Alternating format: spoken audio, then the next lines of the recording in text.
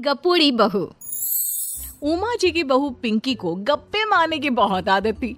वो जब भी किसी के बारे में बातें करती तो बड़े बड़े गप्पे फेंका करती। आसपास के सब लोगों को पता था कि पिंकी बहुत बड़ी गपोड़ी बाज है।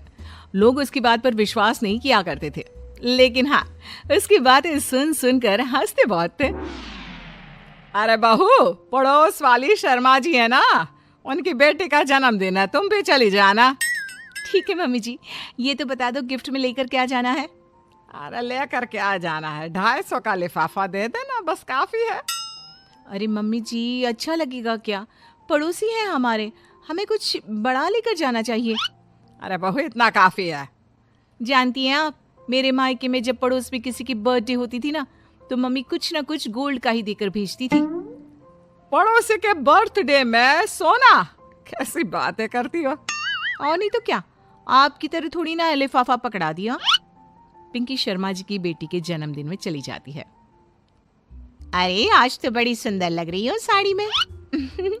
जी मैं तो लहंगा पहनकर आने वाली थी, मम्मी जी नहीं मानी।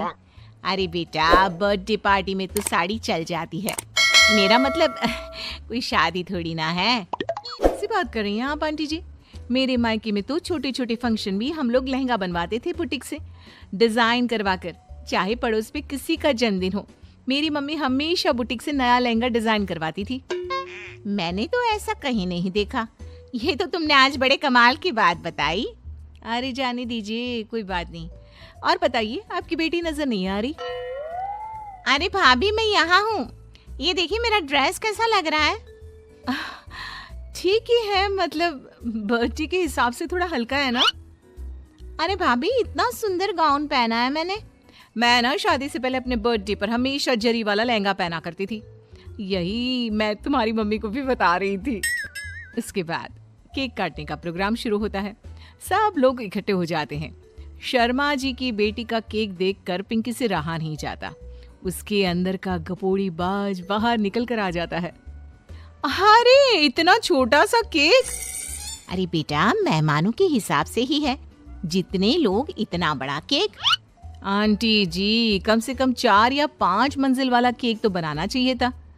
आपकी बेटी का बर्थडे रोज रोज थोड़ी ना आता है। मेरे बर्थडे पर हमेशा पापा 4 केक बनवाते थे, सारे केक 4-4 मंजिल के होते थे। वहां पर सारे लोग उमा जी के मोहल्ले के ही थे और वो पिंकी के गप्पे मारने की आदत से अच्छी तरह वाकिफ थे, इसलिए सब लोग उसकी बात सुनकर हंसने लगे, लेकिन किसी ने पिंकी से कुछ नहीं कहा।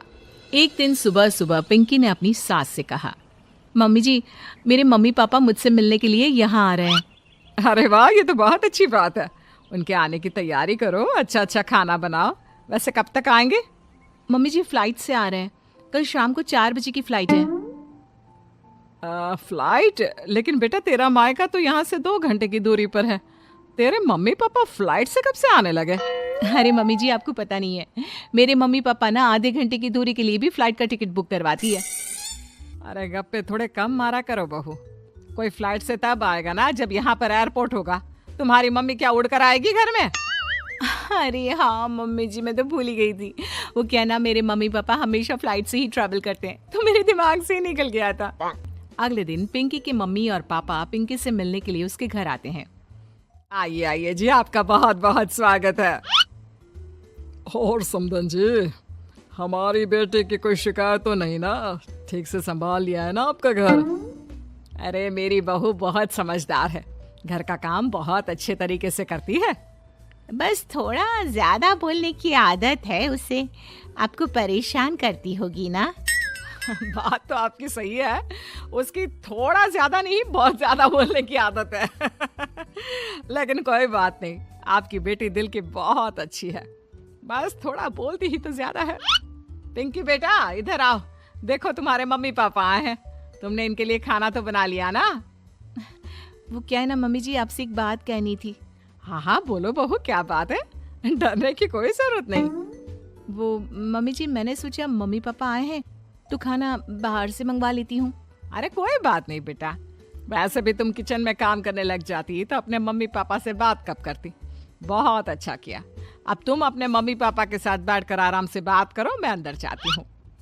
शाम का वक्त जैसे ही दरवाजे की घंटी बजी 3-4 लोग हाथों में खाने की बहुत सारे पैकेट लेकर उमा जी के घर पहुंच गए। अरे भाई, कौन है आप लोग? लगता है गलत पते पर आ गए। नहीं नहीं माँ जी, हम तो खाने का ऑर्डर डिलीवर करने आए हैं, यहीं से बुकिंग मिली थी। अरे नहीं नहीं, आपको कोई गलत फहमी हुई है। हमारे यहाँ तो 2 ही मेहमान आए हैं। आपके हाथ के पैकेट देखकर लगता है इसमें 50 लोगों का खाना है। माँ जी, आपने सही समझा, खाना तो इसमें 50 लोगों का ही है, क्योंकि हमें ऑर्डर यहीं से 50 लोगों का मिला है। अरे लेकिन इतना सारा खाना, कहीं मेरी बहू ने अपनी गप मारने की आदत के चलते ऐसा तो नहीं कर दिया? ये खाना आप रख लीजिए और हमें हमारे पैसे दे दीजिए। अच्छा, वैसे कितने का बिल बना है? ज्यादा नहीं, बस 10,000 दे दीजिए। उन लोगों की बात सुनकर उमा जी पिंकी को आवाज देकर बाहर बुलाती है। जैसे ही पिंकी वहाँ आती है, खुश होते हुए उन लोगों को वहाँ पर खाना रखने के लिए कहती है। अरे इतना सारा खाना क्यों मंगवाया बहू? अरे मम्मी जी, मैंने आपको बताया तो था, मम्मी पापा आए हैं तो मैं खाना बाहर से मंगवा रही हूँ। ये बात सही है बेटा, लेकिन 2 लोगों के लिए 50 लोगों का खाना? अरे मम्मी जी, कुछ कम पड़ जाए तो अच्छे थोड़ी ना लगता है, और मेरे मायके में तो ऐसा ही होता है, एक्स्ट्रा खाना मंगवाते हैं हम लोग। तभी पिंकी के मम्मी और पापा वहाँ पर आते हैं। अरे बेटा, एक्स्ट्रा खाना मंगवाने का मतलब ये थोड़ी ना होता है कि 2 लोगों के खाने के लिए 50 लोगों का खाना मंगवा लो। और बेटा, तुम्हारी गप मारने की आदत के चलते 10,000 का बिल आया है, तुम्हें नहीं लगता ये गलत है?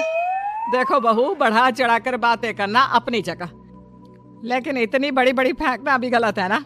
पहली बात तो इतने सारे पैसे लगे, और दूसरी बात खाना वेस्ट होगा। आप लोग ठीक कहते हैं, मैं आज के बाद अपनी इस आदत को कंट्रोल करने की कोशिश करूंगी और अब से गप थोड़ी कम मारा करूंगी। पिंकी की बात सुनकर सब लोग हंसने लगे।